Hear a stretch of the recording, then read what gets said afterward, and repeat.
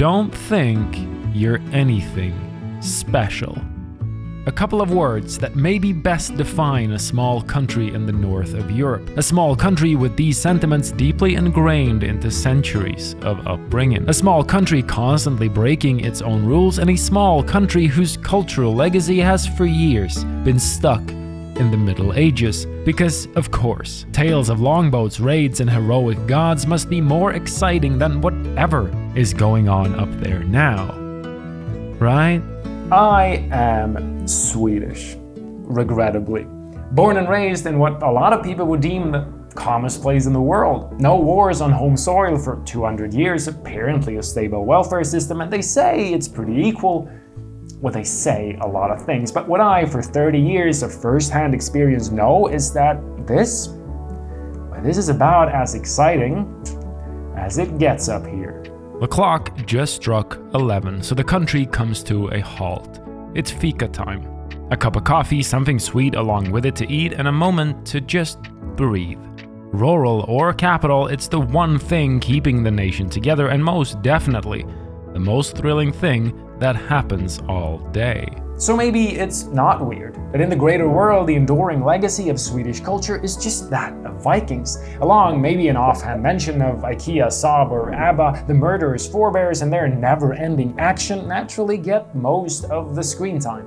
Of course, that's not just Sweden though.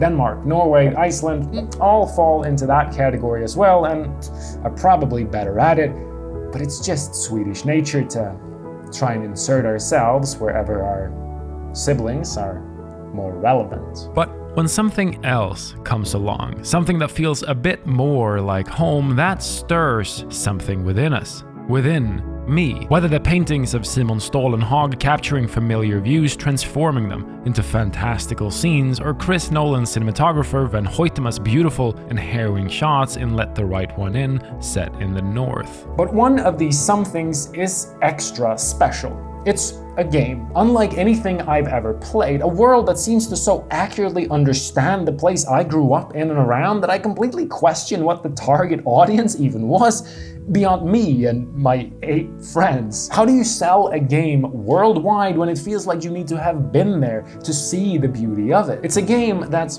flawed. It lacks variety, is repetitive, and struggles to tell a story. But no matter how many times I uninstall it, I can never stay away for too long. Chaos and tranquility. Two opposites that for years had been the center point of Avalanche Studios. Headquartered in Stockholm, Sweden, affectionately nicknamed the capital of Scandinavia, well, affectionately by Swedes, the studio had, among others, stood behind the immensely popular Just Cause series, developing 3 entries putting chaos front and center, and in mid-2018 they were gearing up for the biggest, most explosive, most expansive Just Cause yet. And next to this bastion of destruction was a smaller, more tranquil experience developed by in-house team Expansive Worlds, an experience that maybe had one of the most loyal fan bases in the industry, the considerably quieter hunting simulation, The Hunter. Both strands of Avalanche's DNA holding the studio up, and in mid-2018, with an announcement trailer for a new project, they finally met. It was a trailer for a game set in 1989, drenched in the 80s nostalgia of Walkman's mullets and gated reverb, seemingly cashing in on the hype of Outrun, Synthwave, and the revival of Hasselhoff. Entirely familiar and yet completely different, for it wasn't set in the sun-soaked streets of LA or in After Dark Miami. It was unmistakably and proudly set in Sweden. And that felt special. I remember watching the trailer with a coworker and we both geeked out over the incredibly specific objects and items that were so intrinsically tied to our childhood. Ice cream signs, post boxes, the service rifle my dad told me stories of from his military service. This was something else, something closer to home than anything I'd ever seen. The trailer admittedly didn't show much, and the talks around the reveal focused mostly on what kind of game it was going to be, but all of that was completely uninteresting to me. I didn't care if it was a milsim experience or some power trip arcade shooter. All I knew was that I couldn't wait. Releasing almost a year after the initial announcement trailer, Generation Zero places you in the shoes of a stereotypical 80s teenager of your own creation. Having been out camping on a nearby island long before cell reception was a pondered reality, your return to shore is met by a grenade. Your boat sinks, you're drenched, and for some reason, everyone is gone. Welcome to Östertarn. Welcome to the end of the Cold War. Welcome to the 80s, and welcome to Sweden.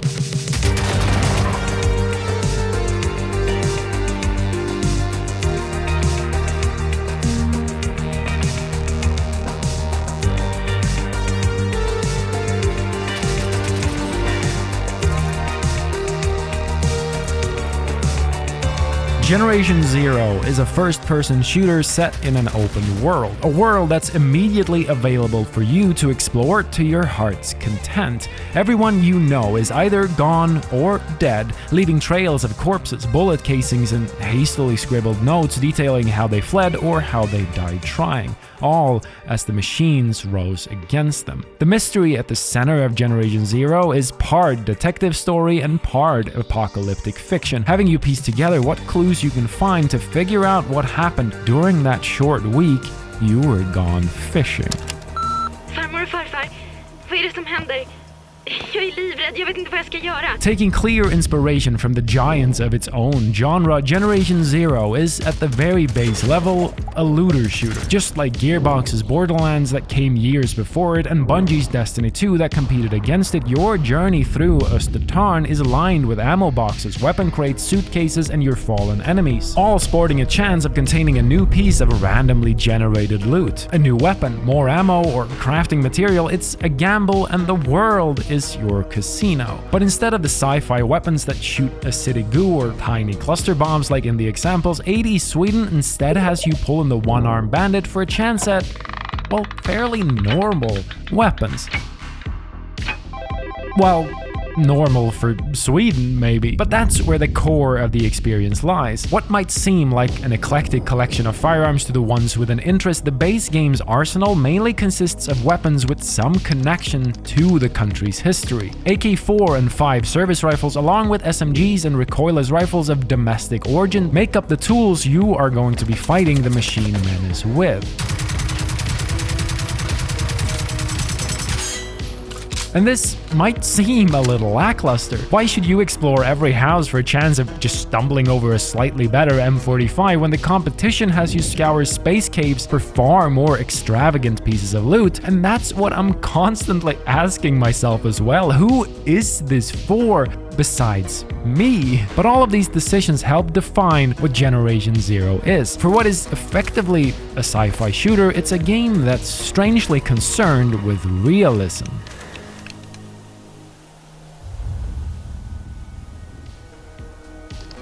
A guerrilla action game. That's how game director Emil Kraftling described it at their E3 reveal. So it's first person, single player or co-op, and what we refer to it as a guerrilla action game. Okay. And it's a smart choice of words, a term that might for some people draw their minds to the Cuban Revolution or the Afghanistan conflict in the 80s, but for any once conscripted Swede, it's now violently clear what kind of game this is. It's a game about det fria kriget.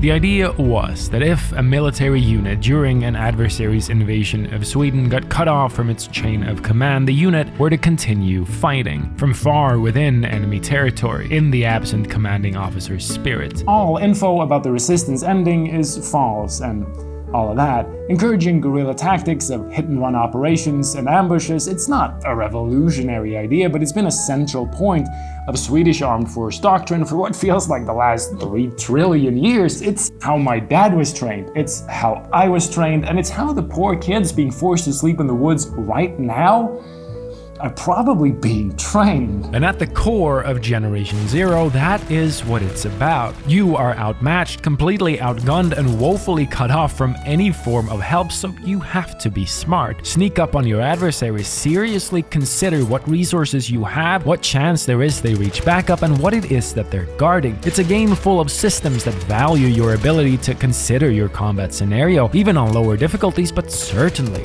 when you crank it up. Line of sight, the report of your weapons, and where the machines last saw you before you bolted for the hills all play crucial roles to shape the free war setting that it strives for. And this cementing of the world in pseudo-realism while still offering an out-of-this-world scenario is exactly where the game is at its best. Because Östertarn isn't a real place. Believe you me, I've checked a lot. It's an amalgamation of all of the country, a microcosm of Sweden.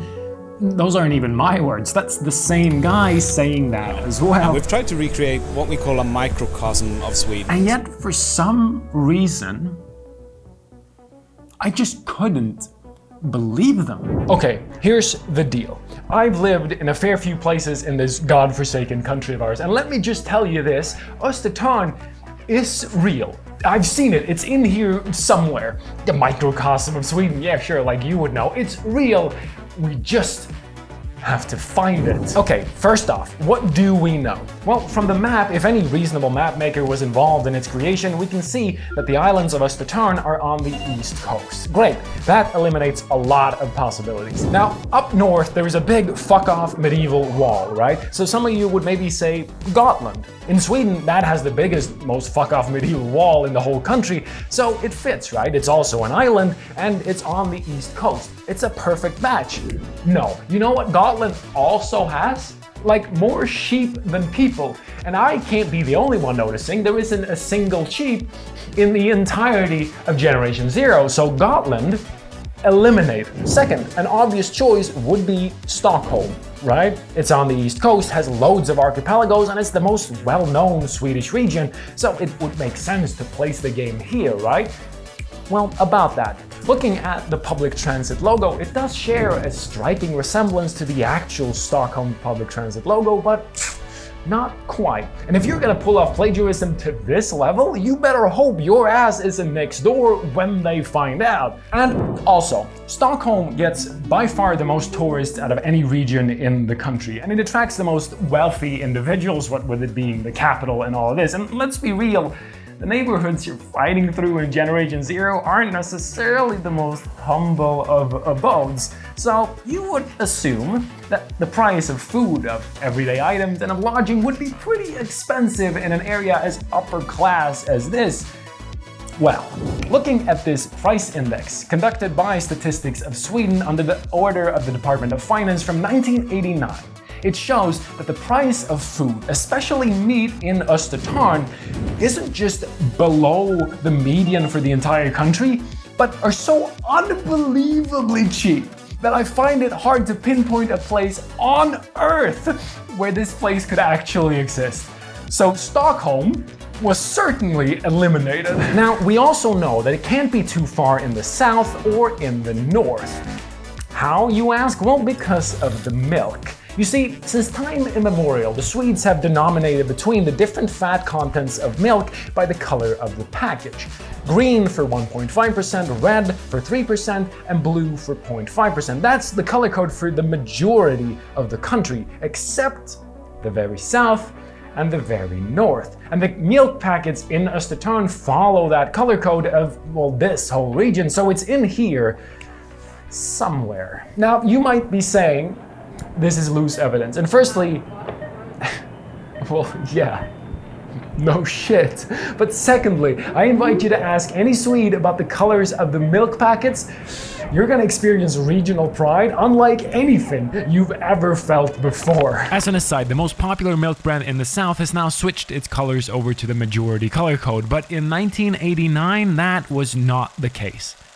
I think. A lot of the place names in Generation Zero are completely made up. Some exist in the real world, but because they don't fit my narrative, I've elected not to mention them at all. But one is different. On the little grocery shops, there is an advertisement. It says apples, Swedish from Handbok. And Handbok is real. It exists in the real world. And look, I'm sorry if you're one of the like 12,000 people living there. It's maybe not the most significant town in our country, which is what makes it such a good damn clue. Because advertising apples from a tiny, no frills, no characteristics town, I'm sorry, doesn't make any sense outside of the surrounding area. People up here and people down here would have no reference as to why they're even mentioning Handbok by name on the advertisement. Somebody called a fire brigade, because there's smoke coming from somewhere in here. Speaking of the fire brigade, we have this. And this might be the best clue you could ask for. It's a regional shield in the style of regional shields from all over the country, and this one isn't real, but it's pretty close to a couple. The fish part is clearly just an inverted or flipped version of the one representing Ångermanland, but that's pretty far north, and our milk already disqualified that. So we look at the crowns. Now, no regional shield has those, but the county shield for the county of Jönköping does have them. And where is that? Well, it's here, right next to Handbok. You see what I'm saying? And finally, all over Östertörn are fighter jets. Not quite Viggen models, but close enough. And judging by the fact that the entire country operated them during the 1980s, this is not a great clue, but what is the wing station number. On the real Viggen painted in front of the jet intake, so we assume that it is here as well. 17. And the F-17 wing is located in Ronneby in the south, but it's not an impossibility that during an invasion the wing would rebase to this region. Ignore the fact that the F-7 wing and the F-6 wing, still operating in 89, are closer. They're fighter jets. They can go like really far if you need them. So it all fits. Östertörn isn't a microcosm of Sweden, whatever that cop-out answer was. It's here. All the clues point to this region. It's as clear as day.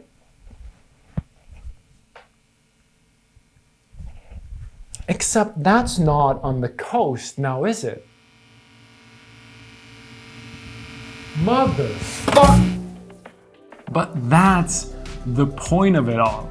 This whole detective journey was fruitless. It yielded no results and only muddied the waters further. None of these clues, tells, or signs are real. They exist nowhere within the three-crowned hellhole that is Sweden. They're all twists and alterations of real memories, but that doesn't really matter. The fact that I could go through all of this, thoroughly enjoy myself, and still not end up with anything resembling an answer, well, that's what I'm talking about. Like the memories of a childhood now years and years ago, where the sights and sounds have gotten so spun around, so morphed into idealized versions of themselves through rose-tinted glasses, the connections are still here. It feels more real than reality probably would on its own. It's how it never was, and how it absolutely was at the same time. The lonesome roads through birch forests where you'd fall asleep in the back seat, the little red houses with white trim greeting you beyond the hills, the milk packets and the thermoses, the sheets, the stairwells, the living rooms and the cellars, the tanks, the fighter jets, the cars and the bikes, all artifacts lovingly created to elicit some nostalgic response, but it's not the general surface level recreation to just sell the look for the mass market audience. It's a love letter, not to a country but to a shared existence, a love of time and place and through it each other, a warm embrace from the moments, the artifacts, and whether born here, moved here, or fled here, from the people, making it all feel so special. Tim, what the fuck is this dinner? Okay. I need to Pasta, explain this to you. slice of tomato. What is that? Like patty sausage? I've seen this. What This is is- this? I thought we had slop. Fuck you! just No, put- I'm not there's taking. chicken I'm as not well taking in this from there. the British. If it's one thing we have in Europe, it's better food than the British, but not My better guy, than anyone else. you have we're pasta, second a last. slice It's of almost meat, like a and a slice of museum, tomato and maybe on the that's the side. best comparison because often the world is still. It's almost deathly quiet, and when it comes to game design, there isn't an overabundance of things to do. The guerrilla action at the very core of the experience is solid, and expecting a $40 game to contain content for an unlimited amount of hours is unreasonable. But even then, the storytelling, the quest design, the lack of variety in both enemy designs and missions, along with a general level of unpolish, is hard to completely look past. At release, it was certainly considerably worse, having quests completely brick and killing tens of hours of progress, but even now, after countless updates and expansions, it's still not a completely faultless gem we're talking about here. Reviews around the release were often scathing, and the complete lack of NPC characters or any dynamic elements throughout the map made it for a lot of players feel extremely vapid. It's rough around the edges, and even if you can look past the more glaring issues, looting the same container or corpse or car over and over again and again, well, it's a tough sell. It shouldn't work. To be completely honest with you, even for me, I'm not sure a few strewn around objects and items, even if I have nostalgia for them, should really be enough to carry the experience to what is now more than 200 hours. It's a mystery to me. But perhaps in order to fully understand Generation Zero, we must first fully understand the Swede. When to fully understand the Swede, we need to put on another cup of coffee, brew an irrational fear of the unknown, and, well, dive deep in between the layers. Because remember, don't think you're anything special. On the outside, the Swede is maybe stalwart, maybe trustworthy, maybe diplomatic. Whatever the propaganda machine has chugged out, and we can ignore all of these. Below all of the superlatives is a darker truth, a sense of pride, particularly towards our Nordic siblings. Yeah, we're all in this together, but naturally Swedes are a little better. But to get to the center, even this needs to be disregarded, because below all of it are those words, laying the foundation of every Swede. Phrases taught since childhood, telling you that no matter who you are just like everyone else. Don't think you're anything special. Here shown as a translation of a way longer phrase written by Axel Sandemose in his book A Fugitive Crosses His Tracks in 1933. The Law of Jante is a string of 10 tenets, all letting the reader know that they shall not, under any circumstances, think of themselves as better than anyone else. And ever since I can remember, this was how I was brought up to be. Not explicitly, but through the society I was brought up in, a sense of collective. Maybe that's what the stereotypes say about Sweden. High taxes allowing for a stable welfare system or whatever. But it's a sense of collective. To not put yourself above the rest that is steeped in individualism. Well, that's a lot of words to just say Swedes are scared of conflict and just want to be left alone. Yeah, that's probably all true. But there might be more to it than that. In an article from 1999, Spanish researcher Esther Barinaga talks about how she experienced Swedish culture as she moved here from Spain. She discusses how words like ensamhet, which translates to loneliness or solitude, are in Sweden often associated with strength, with maturity and integrity, while in other cultures it might be seen as weak or cowardly. One example that she brings up that I vividly remember as well was Pippi Longstocking and her ever-present insistence to do it herself, and she was strong for it. But now you might be saying, Pippi is the complete opposite of what the Law of Jante says. She was bold, brash, strong, and a boaster, but maybe that's why we liked her. Sweden's own little anti-hero, a symbol against this emotionally oppressive system, while still being kind. Barinaga goes on to talk about how Sweden in the 80s and 90s was regarded as one of the most individualistic countries, and I wouldn't be surprised if that's still true to this day. But she states that the heavy focus on individual freedom wasn't solely for people to focus on their own goals and finding peace and quiet for themselves, but by being strong alone, do it for everyone else as well. She ponders over a society that is coded for everyone to make right for oneself, a phrase she translates to mean both not to owe anything to anybody as well as have the social solidarity with others' needs. In Sweden, this is achieved through silence, not by reaching out, helping people next to you, being there when they need you, but by almost the exact opposite, by not being in the way. Because, well, you are not to think you know better. And this might sound like hell, I get that. An introverted hellhole only reserved for the most dull, emotionally limited people to ever walk the earth. Completely empty, completely devoid of human connection, and interactions being boiled down to rehearsed phrases on answering machines. And it is all of that. Sweden is all of those things. And I reiterate, hellhole, dull, emotionally limited, completely empty, devoid of human connections, rehearsed phrases. Östertarn isn't a real place, but it might as well be. That looks nice. Do you mind if I join you out there? No, that sounds nice. You're more than welcome. I think I'll be here for a few more hours. Growing up, I had friends, family, partners, all with whom I made memories I'll treasure forever. But it's not a joke that when Swedes go abroad, the first thing that strikes them is how forward, open, and extroverted other people are.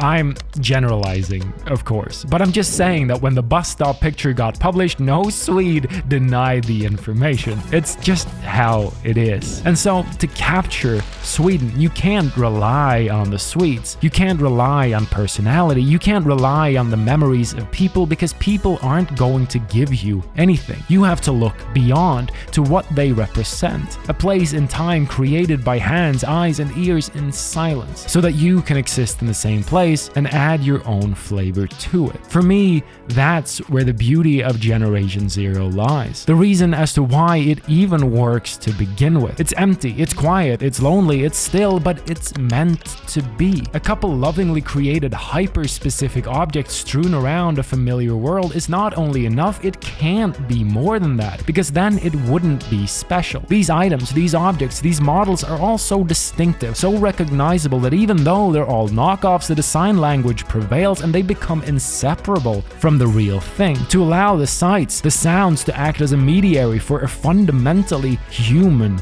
connection. In silence, to be completely connected in a disconnected world, to still feel like you belong when the entire country is gone. But none of these things are special. None of this is. I grew up here, have most of my memories tied to these objects now represented on screen, but they aren't special. All the elements we've discussed surely exist elsewhere too and are done better, more inclusive, more open, and more fair. Even the motto of my upbringing isn't Swedish. It was written by a Danish Norwegian in Danish, only living briefly in Sweden, and the phrases are found in the cultural makeup of all of the Nordic countries and probably elsewhere too. But as stated in the beginning, Swedes always find a way to insert ourselves even when we aren't the center of attention. And that, well, that we're pretty damn good at. Why are you just putting like cold veg in your fucking hot food? Because honestly, fresh veg is great, and I wouldn't expect you to understand. You Philistine. Fucking roast dinner, having ass, Toby Carvery, fucking take that back. Having motherfucker. Don't bring Toby into this. Exploring Östertarn. Reading the words of Barinaga, I realize the joy that can be found in culture. The little ins and outs that make us.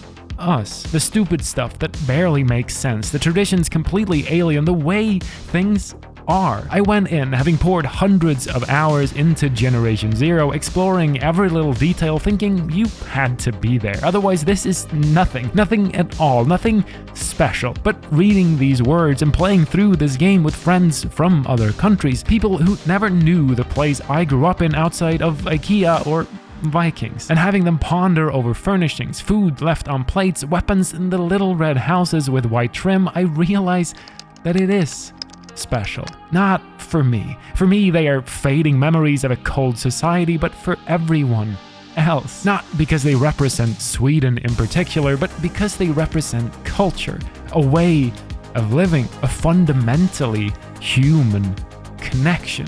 And that is what developer Systemic Reaction has created. A living, breathing way to explore culture. A living, breathing way to connect with people no matter how they ended up here. A living, breathing way to take a slice of this cold society and warm it up. A living, breathing way to stand in a place that meant something to someone.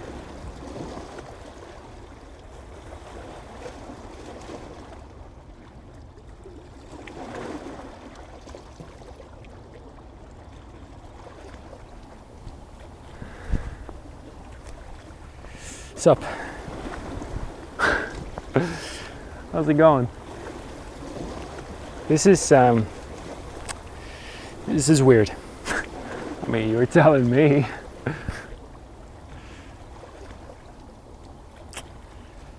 Coffee? What? You got me?